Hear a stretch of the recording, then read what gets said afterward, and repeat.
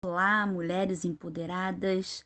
Nós estamos lendo o livro Sem Rivais, da autora Lisa Beverly, da editora Chara. Nós estamos no capítulo 6, áudio 27.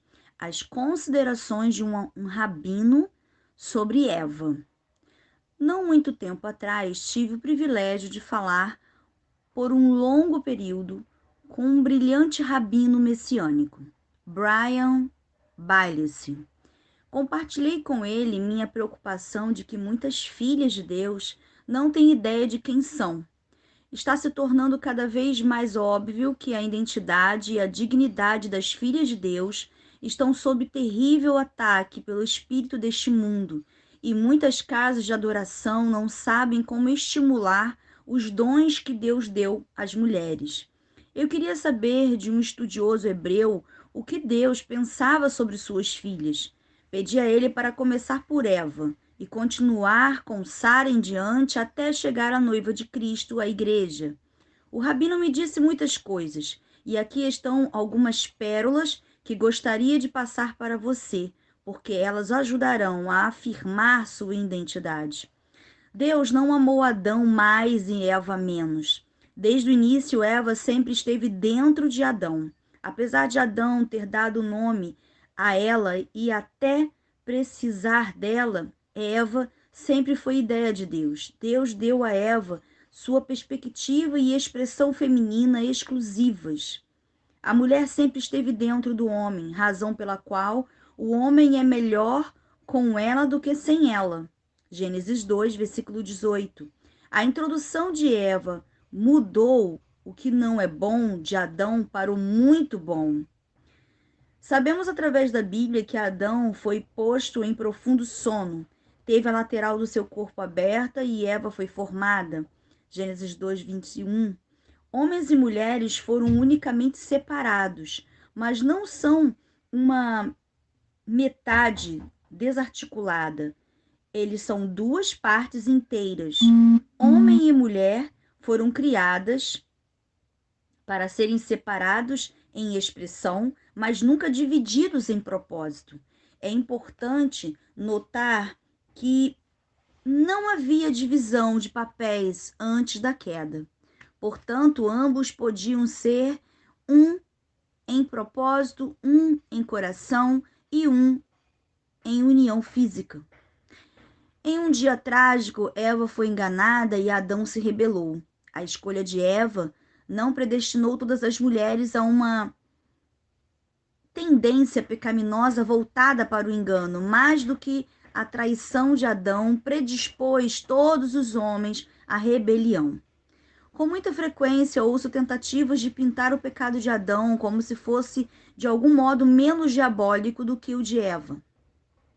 Já ouvi se referirem a ele como um simples pecado de omissão. O rabino discorda. Ele afirmou que a palavra de Deus ensina: se pela ofensa de um e por meio de um só reinou a morte, muito mais os que recebem a abundância da graça e o dom da justiça reinarão em vida por meio de um só, a saber, Jesus Cristo. Romanos 5, versículo 19. O pecado de Adão não foi de omissão. Na melhor das hipóteses, deveria ser rotulado de desobediência intencional, mas alguns estudiosos chamariam de rebelião traidora. Eu me pergunto se Adão e Eva também não tentaram um tipo de usurpação de identidade. Afinal de contas, eles queriam ser Deus. Em nossa casa, quando nossos filhos ignoram intencionalmente as ordens dos pais e dão ouvidos às vozes dos amigos, ou até mesmo um do outro, nós não chamamos suas ações de omissão. Chamamos essa escolha de desobediência. Em termos militares, se uma ordem é intencionalmente desobedecida, é chamada de insubordinação, não de omissão. E agora leia a descrição de Deus sobre a transgressão de Adão. E Adão disse: visto que atendeste à voz de tua mulher e comeste da árvore que eu te ordenara, não comesse. Maldita é a terra por tua causa. Em fadigas obterás dela o sustento durante os dias de tua vida. Gênesis 3, versículo 17. Por alguma razão, a tendência de minimizar o papel de Adão surgiu. Não sei por que alguém sente a necessidade de defender as escolhas ou ações de Adão, já que todos nós estamos agora redimidos em Cristo. Os adeptos dessa tendência responsabilizam os homens a se levantarem e serem bons líderes, uma admoestação para a qual eu acrescento meu caloroso sim e amém. Concordo que existe uma necessidade desesperada de exemplos para os homens, porém minha preocupação gira em torno da maneira como alguns defendem esse processo. Eles acreditam que os homens da igreja liderariam melhor silenciando as vozes das mulheres, justificando sua razão ao voltar todo o caminho até a queda. Vejo muitas falhas nesse pensamento e nessa abordagem. Certamente muitos danos poderiam ter sido evitados se Adão tivesse dado um passo à frente e dito a verdade.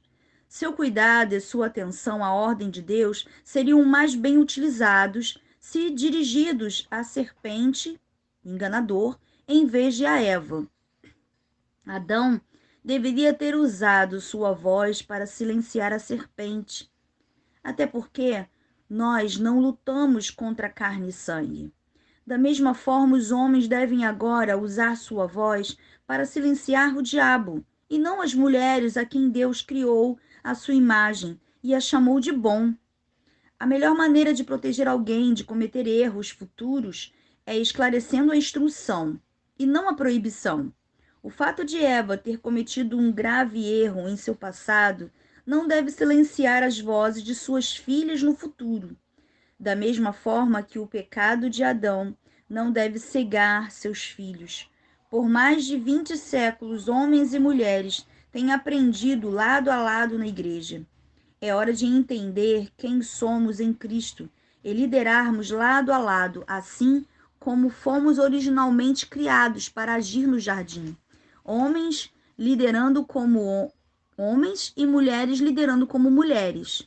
Hoje temos o modelo de Jesus, que nos mostrou o padrão correto para as interações com Satanás. Então Jesus lhe ordenou: retira-te, Satanás, porque está escrito: ao Senhor teu Deus adorarás e só a ele darás culto. Mateus 4, versículo 10. Precisamos ecoar as palavras de Deus em vez de ficarmos presos em um jogo de argumentos. Vamos servir a Deus de modo tão maravilhoso que sejamos argumentos vivos e ativos para uma vida de fé. E o nosso exemplo final é Jesus. Precisamos caminhar como ele caminhou. Precisamos segui-lo mais do que seguimos qualquer pessoa, incluindo Paulo. O próprio Paulo aconselhou Timóteo a segui-lo conforme os padrões que ele seguia de Cristo. Sede meus imitadores, como também sou de Cristo. 1 Coríntios 11, versículo 1. A mentira de Satanás, a cura de Deus. Satanás rouba a ambos, homens e mulheres, quando damos ouvidos ao seu conselho segregador e damos força a um gênero, subtraindo a outro gênero. O tempo está voando. É hora de seguirmos o mandato de Jesus e continuarmos a buscar e salvar aquele que está perdido. Lucas 19, versículo 10. Já passou da hora de a igreja ser um exemplo vivo e ativo para o mundo quebrado e despedaçado, de uma maneira de viver multirracial, multigeracional e que une os gêneros com um propósito. Ao não tratar devidamente as questões de gênero, deixamos ambos os gêneros fragmentados e feridos. Quando recuperarmos a identidade do nosso Deus, a cura do gênero começará. Às vezes, a confusão é tão grande que as mulheres questionam a própria identidade de gênero, sentindo que deveriam ter nascido homem. Muitas estão tentando se curar trocando de gênero ou abraçando a androginia. Leia as palavras de Deus através do profeta Isaías. Que perversidade a vossa! Como se o olheiro fosse igual ao barro, e a obra dissesse do seu artífice: ele não me fez, e a coisa feita dissesse ao seu olheiro: ele não sabe nada. Isaías 29, versículo 16. A pergunta permanece: confiamos em Deus? Acreditamos que Ele é bom e sábio e que não cometeu erro quando nos formou no ventre de nossa mãe como filhas? Ele pôde finalmente ter um propósito em nossa decepção que tira das nossas mãos os problemas? Acredite em mim, eu conheço a ferida. Também entendo que, para muitos, a dor vai mais além do que eu conheci. E ainda assim, Deus pode alcançar e tocar o que as mãos humanas nunca poderão curar. Eu me lembro claramente de me ressentir do fato de ser mulher. Não sei se isso era devido ao relacionamento volátil que eu tive com minha mãe ou simplesmente um ataque preventivo do inimigo para minar o plano de Deus em minha vida. Independentemente de ser por causa de incidentes em minha vida, relacionamentos com mulheres ou encontros na igreja, a verdade era que eu não gostava da vulnerabilidade associada à feminilidade. Quando estava crescendo, eu era uma Maria João e tinha mais amigos meninos do que meninas. Gostava mais de garotos. Quando a puberdade chegou, eu me senti como uma extraterrestre forçada a entrar em um mundo cor-de-rosa de beleza. As meninas falavam uma linguagem de insinuações e sussurros que eu não entendia, e elas se moviam com uma graça e beleza que esta menina aqui, que andava com grupos de meninos, não tinha. Ao longo do ensino médio, eu usava jeans e macacão, em grande parte para cobrir minha falta de formas femininas e para esconder minha dolorosa autoconsciência. Quando John e eu ficamos noivos, tentei cuidadosamente explicar a ele que eu era um corpo de mulher com cérebro de homem. John imediatamente me disse que isso não era uma opção. O lado bom é que eu verdadeiramente acredito que muito disso foi a maneira de Deus me preparar para a vida com nossos 4 filhos. Deus me conduziu em uma jornada de cura. Ele sussurrou que havia um valor íntimo em minha feminilidade. Em sua presença, toda a vergonha com a qual a religião cobriu a imagem da mulher foi substituída com ornamentos de esplendor. Ele alcançou o íntimo da minha alma e me deu coragem e força em troca do medo e da mentalidade de vítima que minha mãe inconscientemente agregou à minha feminilidade. Aprendi a amar meu corpo, não simplesmente pela sua aparência, mas também pelo que ele poderia fazer. Foi um processo e uma jornada que pude compartilhar para que outras também encontrassem a cura. Mas e se eu me visse lutando com minha feminilidade neste dia e nesta época, quando a resignação é encorajada e até aplaudida? A cultura de hoje teria me dito para resolver as coisas do meu jeito e me tornar homem. Mas, ao fazer isso, eu teria evitado o processo de cura de Deus e todas as lições que aprendi ao longo do caminho. Quando paramos de nos comparar uns com os outros, então somos posicionados a nos aceitar com todas as nossas falhas. Então, quais passos você pode dar para ver a sua cura começar? 1. Oração. Peça ao Espírito Santo para dar a você um coração pleno e a revelar quaisquer pensamentos errados ou áreas de desobediência. O preconceito de gênero e o ressentimento podem manchar e minar a perspectiva que temos de nós mesmas e um dos outros. Ore para ser uma ministra da reconciliação, não da divisão. 2. Submeta sua vontade a Deus. Talvez você tenha se privado ou se escondido atrás das regras dos homens, em vez de obedecer ao que conhece e vê na Bíblia e ao que tem sido revelado a você em oração.